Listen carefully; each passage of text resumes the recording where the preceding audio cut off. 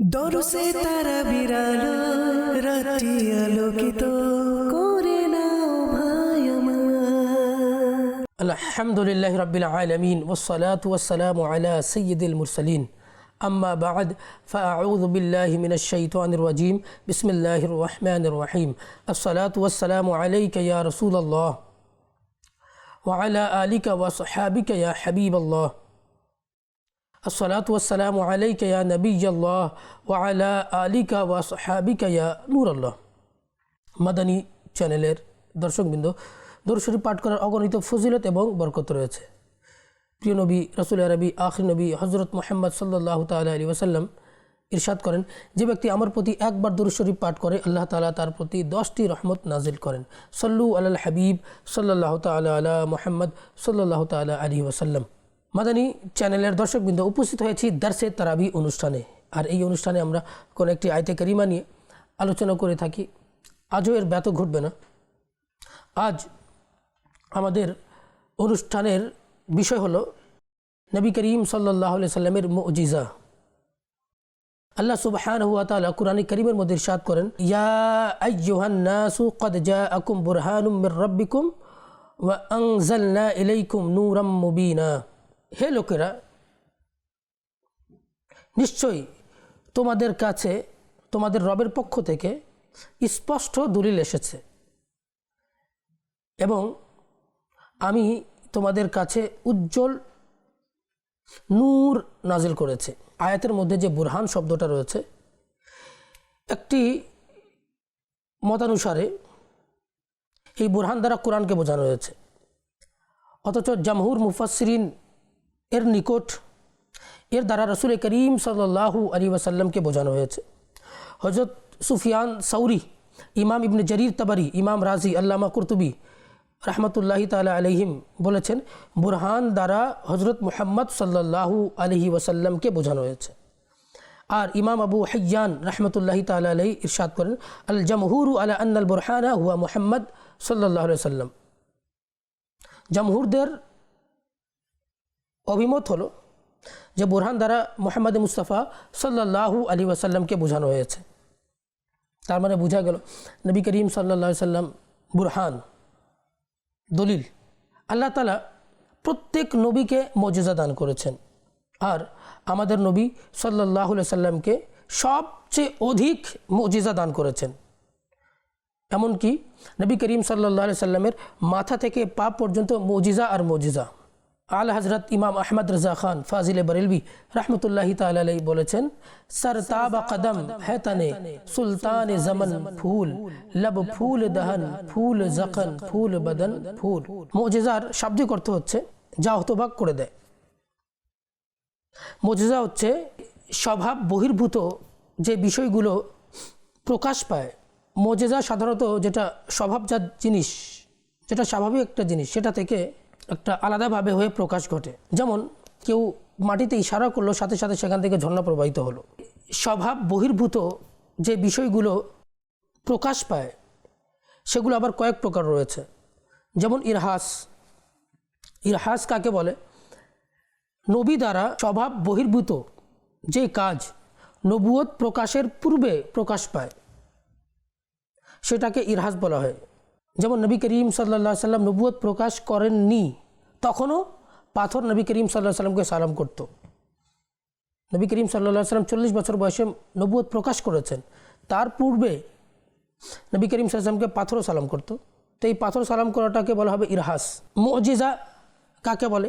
নবীর নবুয়ত প্রকাশ করার পর নবীর দ্বারা স্বভাব বহির্ভূত কাজ প্রকাশ পাওয়াকে মুজিজা বলা হয়। যেমন নবী করিম সাল্লাল্লাহু আলাইহি সাল্লাম হুদাইবিয়ার মধ্যে আঙ্গুল দ্বারা কী করলেন? তিনি ঝর্ণা প্রবাহিত করে দিলেন। এটা নবুয়ত প্রকাশের পরে হয়েছিল, তো এটাকে আমরা কি বলতে পারি? মুজিজা।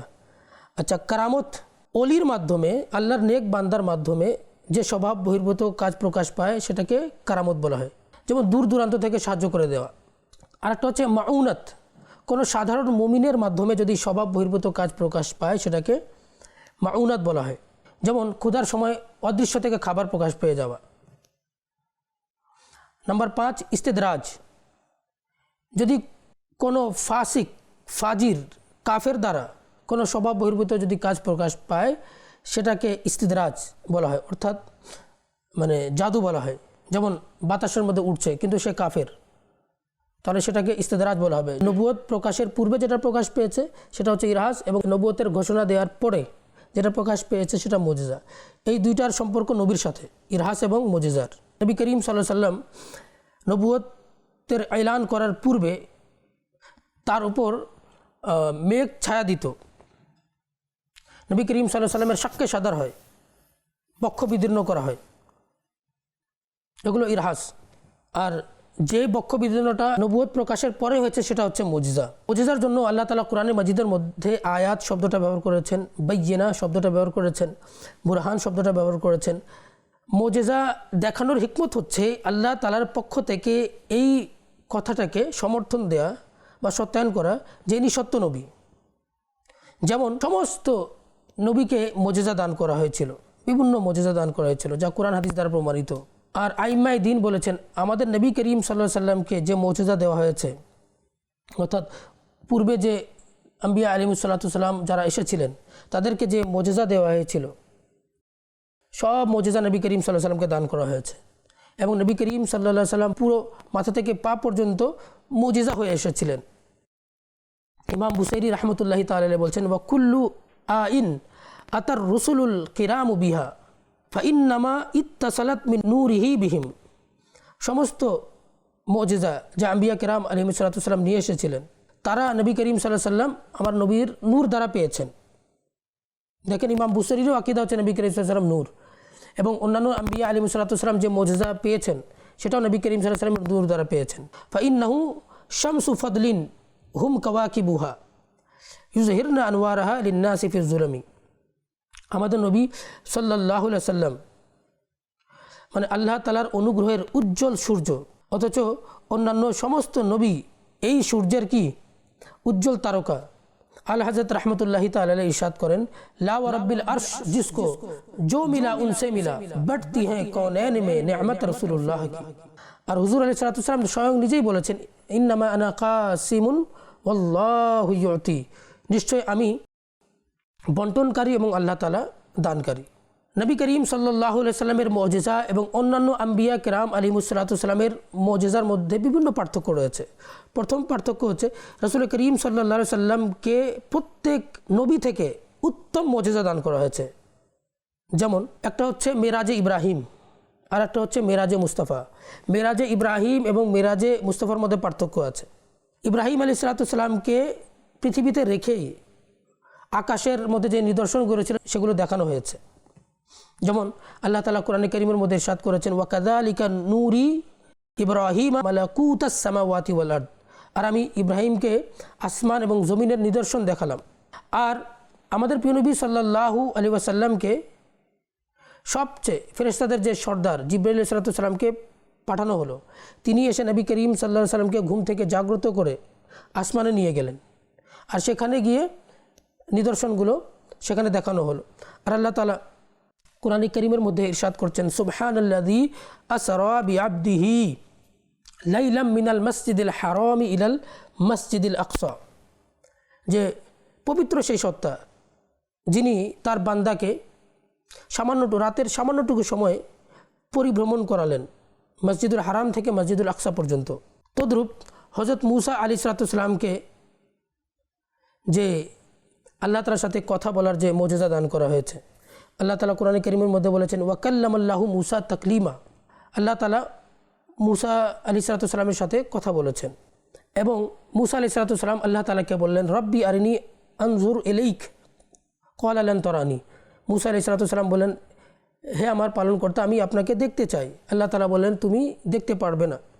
অথচ আল্লাহ সুবহানাহু ওয়া তাআলা তার হাবিব আলাইহিস সালামকে আবেদন ছাড়াই, দরখাস্ত ব্যতীত নিজের কাছে ডেকে নিয়ে নিজের দিদা দ্বারা ধন্য করলেন। আর আল্লাহ তাআলা কোরআন কারীমের মধ্যে বলছেন সুম্মা দানা ফাতাদাল্লা, যে নবী করিম সাল্লাল্লাহু আলাইহি সাল্লাম আল্লাহ তাআলার নিকটবর্তী হলেন, ফাতাদাল্লা আরও নিকটবর্তী হলেন, ফাকানা কাবা কাউসাইন, যেন দুটা ধনুক যতটুকু মানে নিকটবর্তী হয় আর একটা গোলাকার বৃত্তাকার ধারণ করে, ঠিক তত নিকটবর্তী হয়েছেন। আউ আদনা, বা তার চেয়েও বেশি নিকটবর্তী। ফাআউহা ইলা আবদিহি মা আউহা, অতঃপর আল্লাহ তাআলা কি করলেন, তার বান্দা অর্থাৎ নবী করিম সাল্লাল্লাহু আলাইহি ওয়াসাল্লামকে ওহী করলেন, মা আউহা, যা ওহী করার ছিল। আর আল্লাহ তাআলা বললেন মা জাগাল বাসারু ওয়া মা তাগা, এবং চোখ এদিক সেদিক যায়নি, ওয়া মা তাগা, না সীমাতিক্রম করেছে। দেখুন পার্থক্য, দেখুন যে মুসা আলাইহিস সালাতু সালাম আল্লাহ তাআলা দিদার করতে চাচ্ছেন, দিদার দেওয়া হয়নি, নবী করিম সাল্লাল্লাহু আলাইহি ওয়াসাল্লাম চান নাই, তারপর আল্লাহ তাআলা কী করলেন, নবী করিম সাল্লাল্লাহু আলাইহি ওয়াসাল্লামকে ডেকে কী করলেন, নিজের দিদার দ্বারা ধন্য করলেন। আরেকটা পার্থক্য হচ্ছে হুজুর সাল্লাল্লাহু আলাইহি সাল্লামকে সবচেয়ে অধিক মজেজা দেওয়া হয়েছে। যেমন হাদিসের যেগুলো কিতাব আছে, যেমন দালাইলুন নবুওয়ার মধ্যে, খাসাইসুল কুবরার মধ্যে এবং হুজ্জাতুল্লাহি আলাল আলামিন এর মুতালা করলে, অধ্যয়ন করলে বোঝা যায় যে নবী করিম সাল্লাল্লাহু আলাইহি সাল্লামকে সবচেয়ে বেশি মজেজা দান করা হয়েছিল। এমনকি উম্মাতে মুহাম্মাদিয়া আলা সাহিবিহা সালাতু ওয়াসসালাম এর যে অলিয়া একরাম রয়েছেন, তাদেরকেও অসংখ্য কারামত দান করা হয়েছে। তৃতীয় পার্থক্য হচ্ছে নবী করিম সাল্লাল্লাহু আলাইহি সাল্লামকে অনেক মজেজা দান করা হয়েছিল। তার মধ্য থেকে সবচেয়ে বড় মজেজা হচ্ছে কোরআন এবং মেরাজ, এই দুইটা মজেজা। কোরআন তো কিয়ামত পর্যন্ত বাকি থাকবে, এমন মজেজা। অনেকগুলো মজেজা যে চন্দ্র দ্বিখণ্ডিত করা হয়েছিল, তখনই সেখানকার মানুষরা দেখলো সূর্যকে, অস্ত যাওয়া সূর্যকে নবী করিম সাল্লাল্লাহু আলাইহি ওয়াসাল্লাম বের করে দিলেন, তখন সাহাবা কেরাম দেখলেন। কিন্তু কোরআনের মজেজা এমন যে কিয়ামত পর্যন্ত অনাগত যতগুলো মানুষ আছে সবাই কোরআনকে দেখবে। আর অন্য নবীদেরকে যে বই দেওয়া হয়েছিল, সেই বইগুলো তো মনে করেন আসমানি কিতাব যেগুলো ছিল সেটার মধ্যে তাহরিফ হয়েছে, ইনজিলের মধ্যে, তাওরাতের মধ্যে। শুধুমাত্র নবী করিম সাল্লাল্লাহু আলাইহি ওয়াসাল্লাম যে কিতাব কোরআন, আসমানি কিতাব, সেটা কিয়ামত পর্যন্ত বাকি থাকবে। চতুর্থ পার্থক্য হচ্ছে প্রত্যেক নবীর যুগে যে বিষয়গুলো প্রচলিত ছিল, মানে প্রত্যেক নবীর যুগে যে জিনিসগুলো প্রচলিত ছিল তার সাথে সামঞ্জস্যপূর্ণ মজেজা দান করা হলো। যেমন মুসা আলাইহিস সালাতু সালাম এর যুগে জাদুর প্রচলন বেশি ছিল। সুলাইমান আলাইহিস সালাতু সালামের যুগে জিন এবং জাদুর আধিক্য ছিল। ঈসা আলাইহিস সালাতু সালামের যুগে চিকিৎসা বিদ্যা মানে খুব উন্নতির চরম শিখরে ছিল। কাজে আল্লাহ তাআলা কী করলেন, তাদেরকে মানুষকে হতবাক করার মতো মজেজা দান করলেন। যেহেতু হুজুর সাল্লাল্লাহু আলাইহি ওয়াসাল্লাম কিয়ামত পর্যন্ত ওয়াজিবুল ইত্তেবা নবী, কাজেই নবী করিম সাল্লাল্লাহু আলাইহি ওয়াসাল্লামকে ফাসাহাত, জাদু, চিকিৎসাবিদ্যা, শক্তি, সায়েন্স, স্যাটেলাইট, এই সব ধরনের যে বিষয়গুলো রয়েছে সেটার সামঞ্জস্যপূর্ণ বিষয়গুলো দান করা হয়েছে। যেমন ফাসাহাত এবং বালাকাতের মোকাবেলায় আল্লাহ সুবহানাহু ওয়া তাআলা নবী করিম সাল্লাল্লাহু আলাইহি ওয়াসাল্লামকে কোরআন দান করেছেন,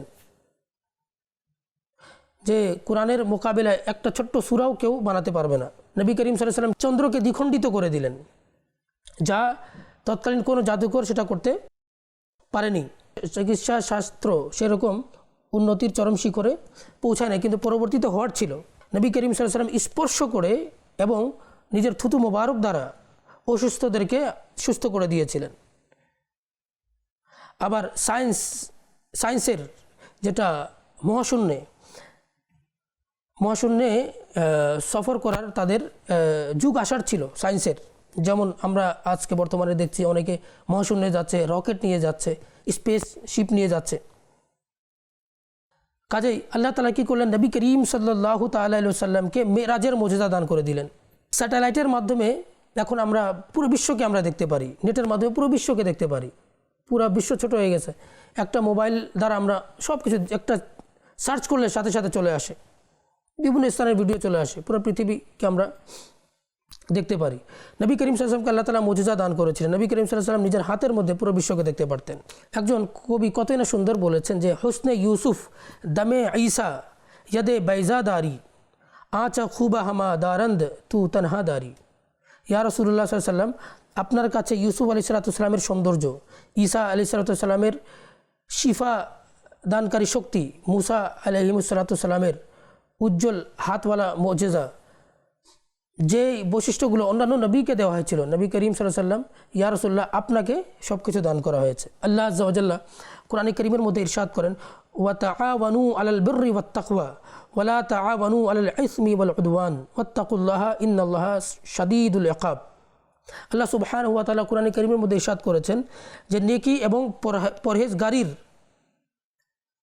কাজের মধ্যে একে অপরকে সাহায্য করো এবং জুলুমপূর্ণ কাজের মধ্যে একে অপরকে তোমরা সাহায্য করো না। আল্লাহকে ভয় করো এবং নিশ্চয়ই আল্লাহ কঠোর শাস্তিদাতা। এই আয়াতে কারিমার মধ্যে আল্লাহ তাআলা দুটি বিষয়ের হুকুম দিয়েছেন। নাম্বার 1, নেকি আর পরহেজগারির উপর একে অপরকে সাহায্য করা, এবং গুনাহ এবং জুলুমপূর্ণ কাজের মধ্যে একে অপরকে সাহায্য না করা। আয়াতে কারিমার মধ্যে বীর শব্দটা ব্যবহার করা হয়েছে। বীর দ্বারা উদ্দেশ্য হচ্ছে নেকির কাজ যা শরীয়ত করার হুকুম দিয়েছে, এবং তাকওয়া দ্বারা উদ্দেশ্য হচ্ছে ওই সব কাজ থেকে বিরত থাকতে হবে যে সব কাজ করতে শরীয়ত নিষেধ করেছে। আর ইসম শব্দের অর্থ হচ্ছে গুনাহ। আর উদওয়ান দ্বারা উদ্দেশ্য হচ্ছে আল্লাহ তাআলার যেটা হুদুদ সেটা সীমাতিক্রম করা। আর একটা মতামত হচ্ছে ইসিম দ্বারা কুফরকে বোঝানো হয়েছে আর উদওয়ান দ্বারা জুলুম অথবা বিদাতকে বোঝানো হয়েছে।